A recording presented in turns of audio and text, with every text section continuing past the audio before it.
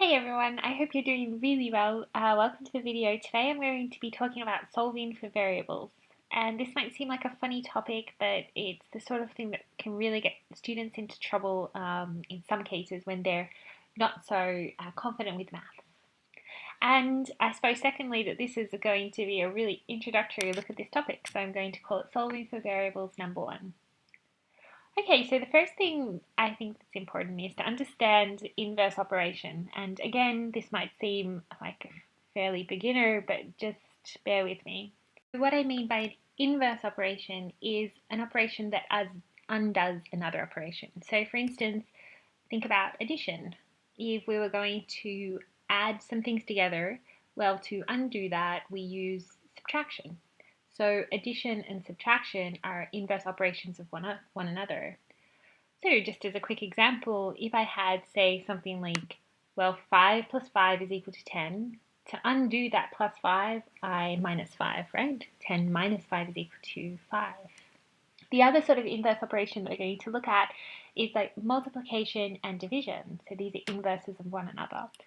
So just as an example for that, if I had 10 and I divided 10 by 5, well, that's equal to 2. If I wanted to undo that division, I would multiply times by 5, and that's equal to 10.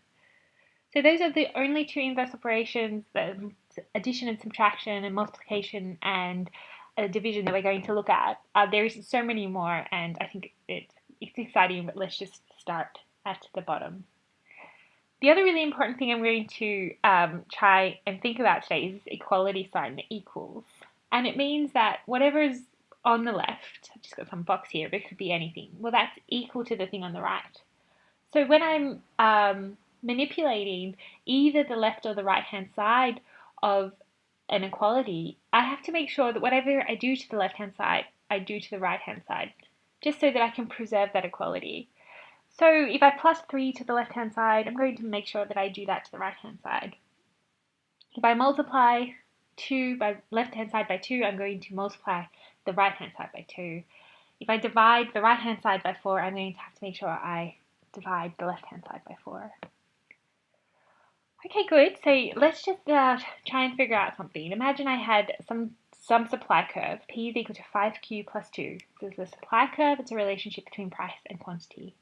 Say I wanted to say, I said to you, make Q the subject, or put this supply curve in terms of Q. Then what do we do? Well, the idea is that I would have a look at what's going on the left hand and the right hand side, and then I would manipulate things one by one until slowly I get Q on its own. So I can see I've got this plus 2 here next to the 5Q. So what's the opposite of adding 2? Well, it's minus 2. And this Q here, it's also multiplied by 5. So what's the opposite of multiplying 5? Dividing by 5. So I'm going to just do the inverse operations to both the left hand and the right hand side of the equation until I get Q on its own. So I'm going to choose 2 minus 2 from both sides first. So I get P minus 2 is equal to 5Q, and then plus 2 minus 2. This plus 2 and this minus 2, they cancel out, so that's equal to 0. And then I've got this 5Q here. I need Q on its own, so I'm going to divide both sides by 5, and I get, well, P minus 2 divided by 5 is equal to 5Q divided by 5. But 5 divided by 5 is just 1, right? So we get Q. And I can rewrite this with my subject on the left-hand side. Q is equal to P minus 2 on 5. And I can rewrite this as well as Q is equal to P over 5 minus 2 over 5. So I have a separate video on adding and subtracting fractions, but you can go and have a look at that if you're confused about why it's the case that P minus 2 divided by 5 is equal to P divided by 5 minus 2 divided by 5. Okay, good. So that was my particular way of approaching this situation. I got rid of the plus 2 first, and then I divided everything by 5. Now, what's a really common thing that students do? Well, what they do is they try and get rid of that 5 first. And so they divide both sides by 5, but they forget about the 2. This is so common. So you get P divided by 5 is equal to 5Q divided by 5, and then plus 2. But what's going on here? Well, we haven't done the same operation to the left-hand side that we had to the right-hand side. In particular, we haven't divided that 2 by 5.